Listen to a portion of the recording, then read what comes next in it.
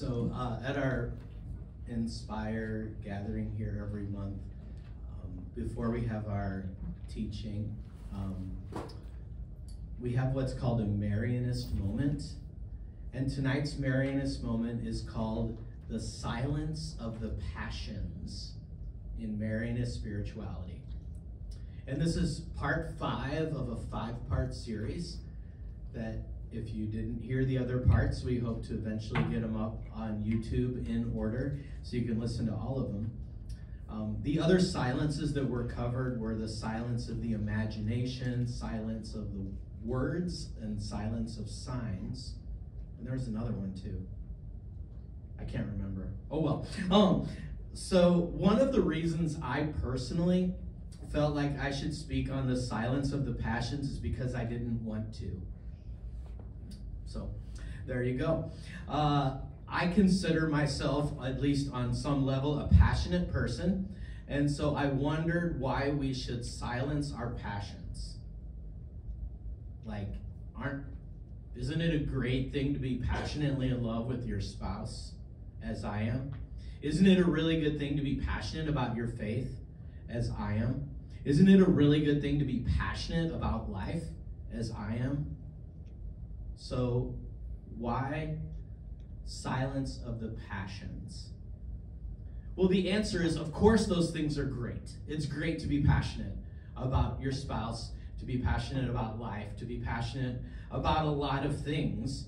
But for those of you who may have been present at any of the previous Inspires where we spoke about the silences in Marianist spirituality, it's not about muting things that are important. It's not like, you have passions, mute those words, you know? It's not about that at all. It means channeling things properly. So channeling our passions properly. Silence of the passions is about having a very calm interior disposition, even in the storms of life. It's what the Bible calls a peace that surpasses all understanding. And I bet you've seen people who practice that. People who, they're at peace. Like, why? You shouldn't be at peace right now. It's a mess. Yeah. And, you know, it's okay to get upset about things, but like, there's a peace that surpasses all understanding. And that is rooted in trust of Our Lady and in trust of Jesus. So the passions in this context of silencing our passions, they're not just emotions, but it's the inner movements that happen in our hearts that can either lead us toward God or can lead us away from God. And achieving silence of the passions means attaining mastery over these inner movements, allowing God's grace to guide our responses rather than just letting our emotions guide our responses.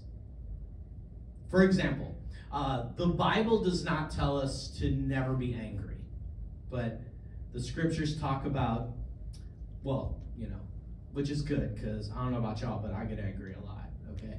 I get angry about a lot of things. I'm not going to talk about all of them because we don't have time.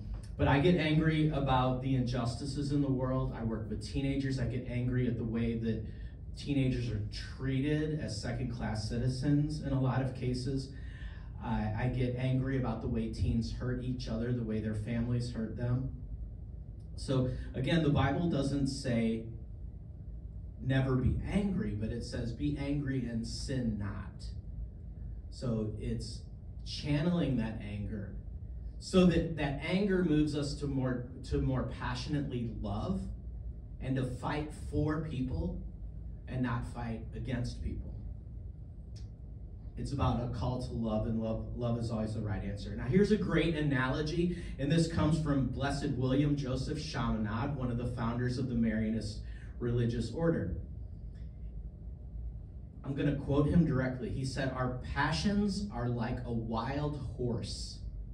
They are good servants, but bad masters." So think about a wild horse, right? I'll say it again. Our passions are like a wild horse. They are good servants, but bad masters.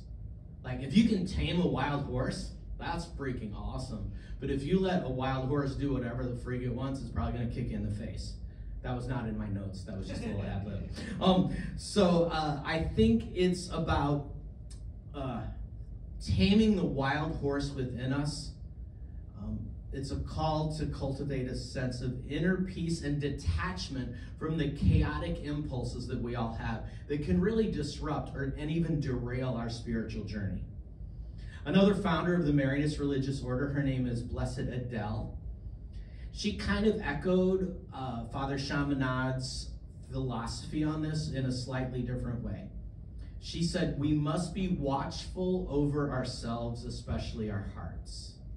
Adele believed that by practicing the silence of the passions, we could create space for God's transformative grace to work within us.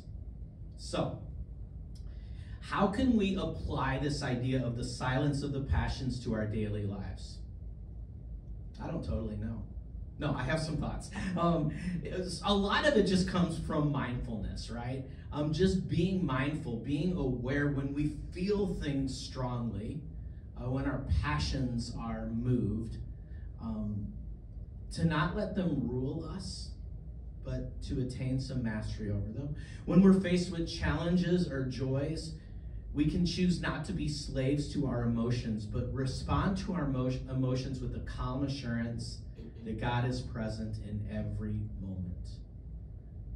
This is how we open ourselves to God's grace, and we allow our passions to shape us into vessels of love, peace, and service. So the silence of the passions, it doesn't mean muting the things that we're passionate about. It means allowing Jesus to be Lord of those things.